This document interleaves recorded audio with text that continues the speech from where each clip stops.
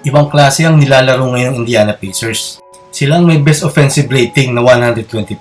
Number 1 din sila sa assist to turnover ratio. Dahil na rin yan sa napakagandang nilalaro nito ni Tyrese Haliburton. Na itong dalawang laro nila kontra dito sa Philadelphia 76ers ay umiscore lang naman siya ng 58 points combined sa dalawang laro. At meron din siya 32 assists. At ito ang pinakamalupit, 0 turnovers sa dalawang laro nila dyan.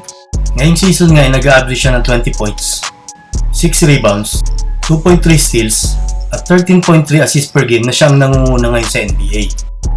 As a 6'5" na guard, ay masasabi natin may advantage siya dito kumpara sa mga ibang point guard sa NBA. At kung sasamahan mo pa yun ng vision, unselfishness, creativity, accuracy as a passer, ay talaga masasabing deadly siya dito. Unahin na natin ang kanyang passing skills. Dahil ito nga yung departamentong nangunguna siya. At yung height niya nga as a point guard, ay kitang-kita niya talaga ang buong court.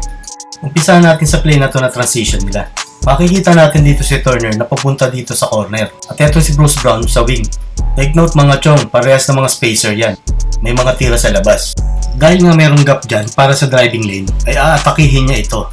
At mapapakubit nga itong si Maxey at si Harris para self-defense. Dahil nga naiiwan na rin itong si Embiid.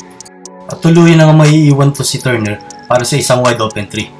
Dito sa play na to ay makikita natin ang selfishness niya at yung read and react niya sa opensa.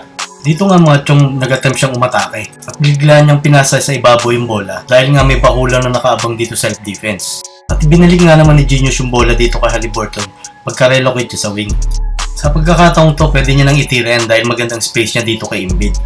Pero napansin niya nga napakat sa basket ito si Genius. Kaya ipinasa niya nga ito para sa isang high percentage shot at nakakuha pa ito ng end 1. Ibang level ang accuracy nito sa passing.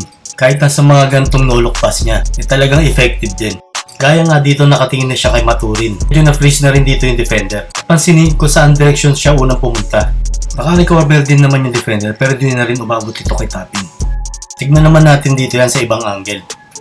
Tignan pa natin tong isa. Dito ay nakatingin uli siya kay Maturin.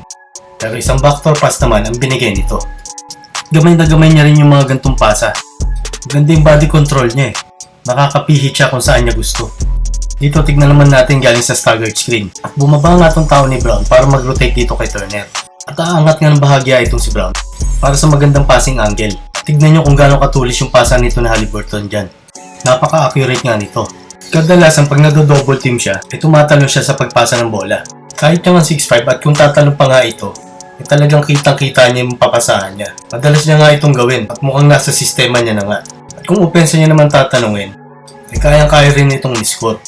Umpisahan natin niya sa kanyang floater.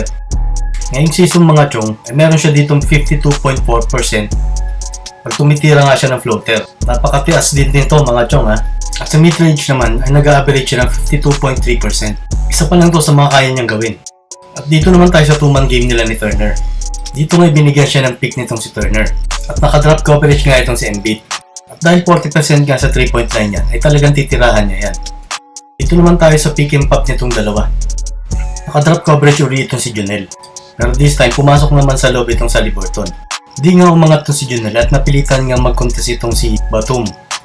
Kaya pag pop nga nito ni Turner, ay open na open ito. Kaya hikahos na naman sa pag-contest itong si Jonel. At sa pag-atake down nila, napakahusay din ito.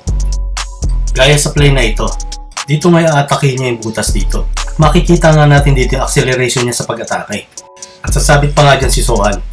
Dito ipapasukin niya na naman yung butas. Pero this time, pansinin yung pag-decelerate niya. At kung paano niya tinago yung bola sa secondary defender. Dahil nga sa magandang nilalaro niya ngayon, eh pwede rin siguro siyang maging contender para sa MVP. Kung itong 11 games nila ang pag-uusapan ha. Dahil medyo maaga pa para sa buong season na to. Tignan na lang natin sa mga susunod pang laro niya. Comment down below na lang mga chong. At palike na rin ng video at pasubscribe na rin sa ating channel.